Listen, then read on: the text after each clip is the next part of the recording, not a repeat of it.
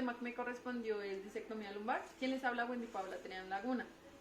Vamos a hablar sobre las generalidades de la cirugía, en el cual la definición es que es un procedimiento quirúrgico que consiste en la extracción del disco degenerado o de sus fragmentos y la liberación de las raíces nerviosas comprimidas. Este es un video donde explica cómo se realiza la cirugía, pero pues ahí está el enlace y si queda tiempo lo vemos al final. Seguimos con los riesgos que le puede ocasionar la cirugía al paciente, que son sangrado, infección, derrame de líquido cefalorraquídeo, hematoma profundo de la herida, inflamación del disco, entre otros riesgos.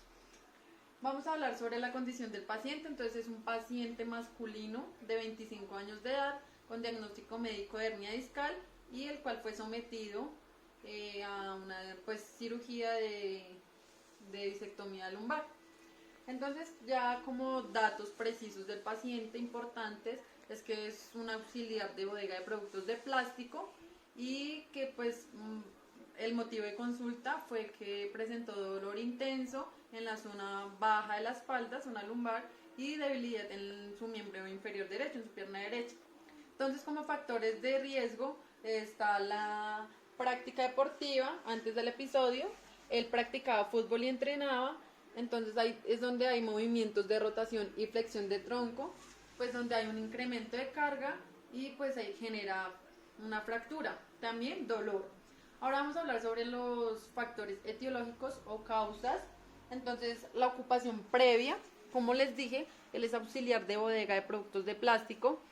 Entonces, por los movimientos repetitivos que generó un desgaste en la zona lumbar, en zona baja, L4, L5, y pues se generó un pinzamiento del núcleo pulposo.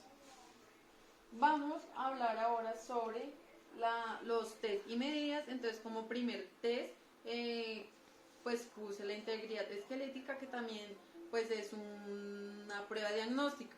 Entonces la prueba diagnóstica es una resonancia magnética en el que hay un hallazgo, el cual fue una herniación del núcleo pulposo a nivel de L4, L5, con un fragmento extruido libre, pinzando el aspecto derecho de la raíz nerviosa L5 y generando pues un desgaste y cambios degenerativos en protrusiones discales.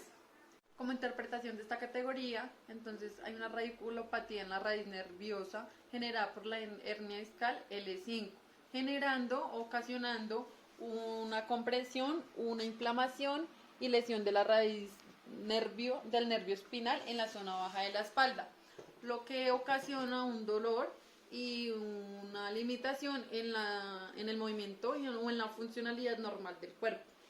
Como siguiente categoría es el dolor, en donde el test que utilizamos para este paciente, la escala visual análoga, en donde el hallazgo fue que el paciente refirió un dolor de 8/10 severo. Como interpretación es que debido a la hernia discal que el paciente presentó, se le realizó una disectomía lumbar en la zona de L4, L5, en donde se descomprimió la raíz nerviosa adyacente, de tal manera pues que las láminas externas del anillo fibroso y platillos vertebrales que forman los límites superior e inferior del espacio del disco están inervados por los nervios sinovertebrales y pues los ramos comunicantes grises. Por consiguiente, estas estructuras son capaces de producir dolor y pues en la zona de la espalda, y dolor pues que se irradia en el miembro inferior derecho.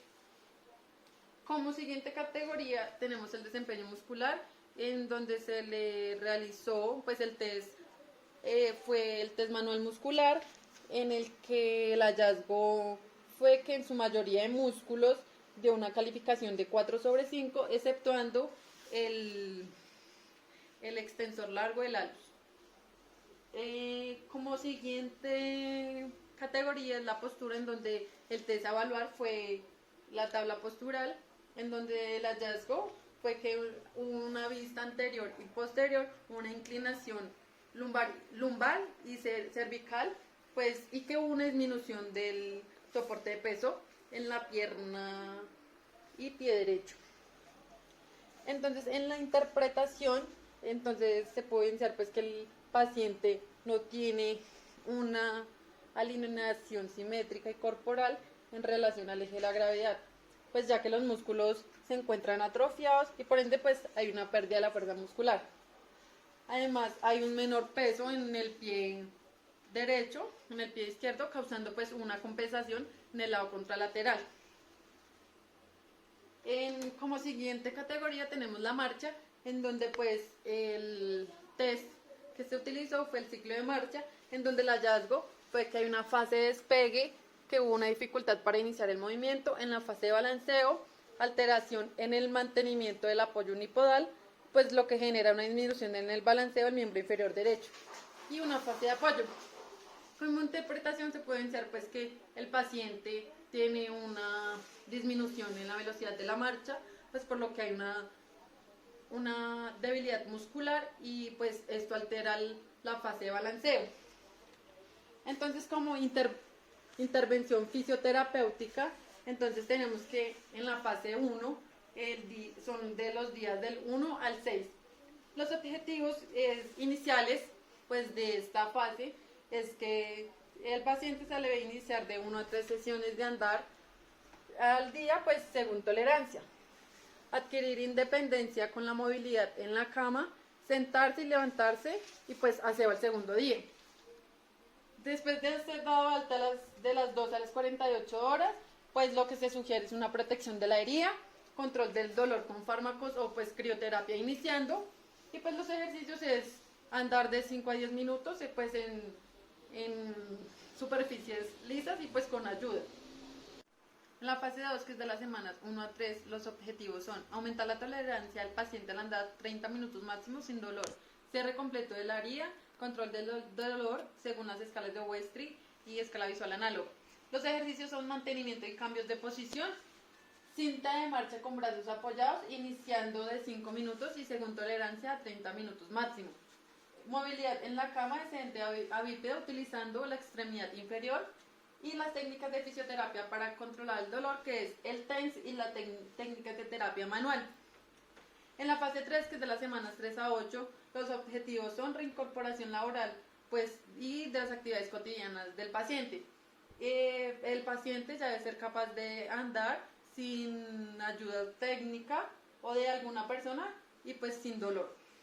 En los ejercicios son avances y fortalecimiento de los músculos como aductores de cadera, los glúteos realizando puente, el transverso del abdomen pues en todas sus posiciones, y el iniciar ejercicio cardiovascular como sin impacto pues con la extremidad inferior, como es en la elíptica, en la cinta de marcha y en la bicicleta estática.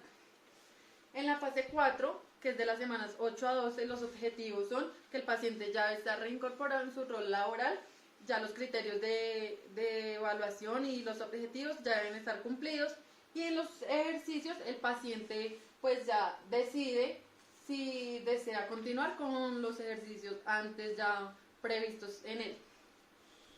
Esta es una prescripción de ejercicio pues para el manejo del dolor, en donde su conducta terapéutica es agentes biofísicos, su modalidad es estimulación eléctrica, el tipo es la estimulación eléctrica nerviosa transcutánea, el método es directo, la técnica es un transductor fijo y el medio es un gel acuoso. Como efecto es la activación de los distintos pues, receptores opioides.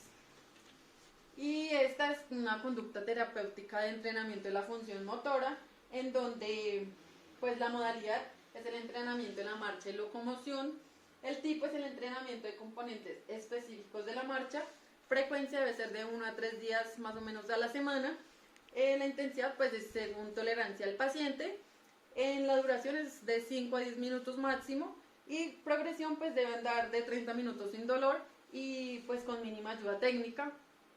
Gracias.